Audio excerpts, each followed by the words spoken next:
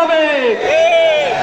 পাশাপাশি জুলাই ঘোষণাপত্র অনতি বিলম্বে সংবিধানের অন্তর্ভুক্ত করতে হবে এবং এই জুলাই মাসেই জুলাই ঘোষণাপত্র দিতে হবে।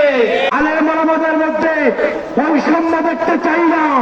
বাংলাদেশের সমগ্র রাজনৈতিক ঐক্য করতে হবে দেশ বিনির্মাণের জন্য।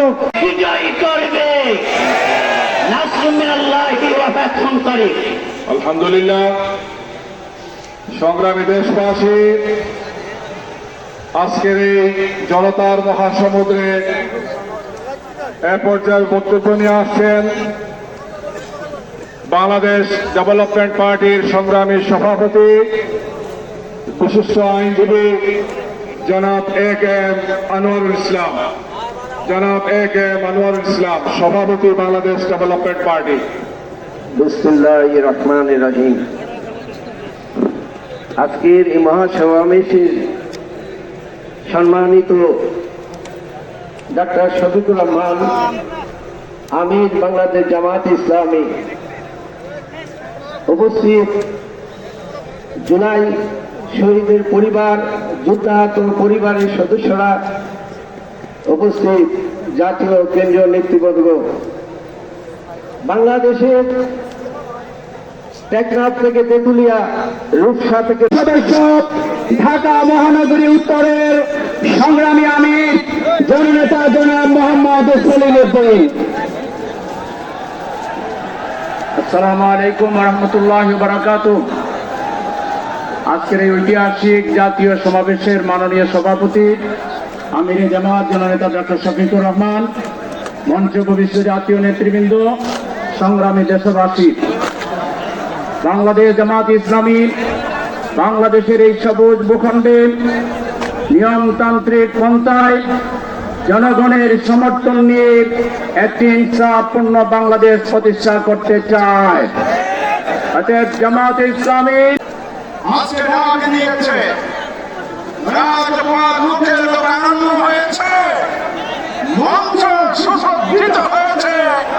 বাংলাদেশের সকল দেশপ্রেমিক, গণতান্ত্রিক, ইসলামী দলের শীর্ষ নেতৃবৃন্দ জাতির সাথে একাত্মতা ঘোষণা করছে।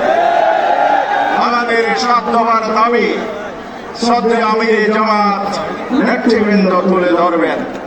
একটি কথা বলে শেষ করতে চাই, বাংলাদেশে 54 বছরের ব্যর্থতার মূল কারণ কি?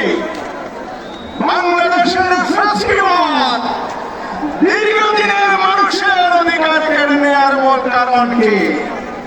কারণ অনেকগুলো থাকতে পারে। সবচেয়ে আজকের এই জাতীয় সমাবেশে বাংলাদেশের ছাত্র জনতা, আমার অভ্যুত্থানের সহযোদ্ধা, জাতীয় নেতৃবৃন্দ, সকলকে জাতীয় নাগরিক পার্টি এনসিপির পক্ষ থেকে সশ্রদ্ধ সালাম। আসসালামু আলাইকুম ওয়া রাহমাতুল্লাহ। সংগ্রামী সহযোদ্ধারা, অভ্যুত্থানের 1 জুলাই পেরিয়ে আমরা আরেক জুলাই এসে উপস্থিত হয়েছি, কিন্তু বাংলাদেশ থেকে মুজিববাদীদের ষড়যন্ত্র এখন শেষ হয়নি।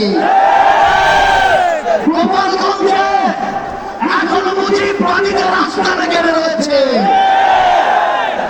মুজিববাদীরা এখনো বাংলাদেশের বিভিন্ন জায়গায় সক্রিয় রয়েছে।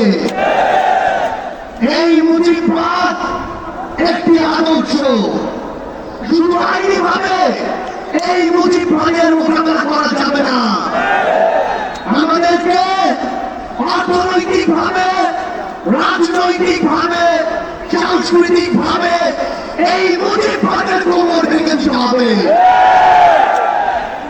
আমাদের মধ্যে রাজনৈতিক মত পার্থক্য থাকতে পারে, কিন্তু এই মুজিববাদের প্রশ্নে, এই স্বৈরাচারের প্রশ্নে অভ্যুত্থানের সকল শক্তিকে ঐক্যবদ্ধ থাকতে হবে।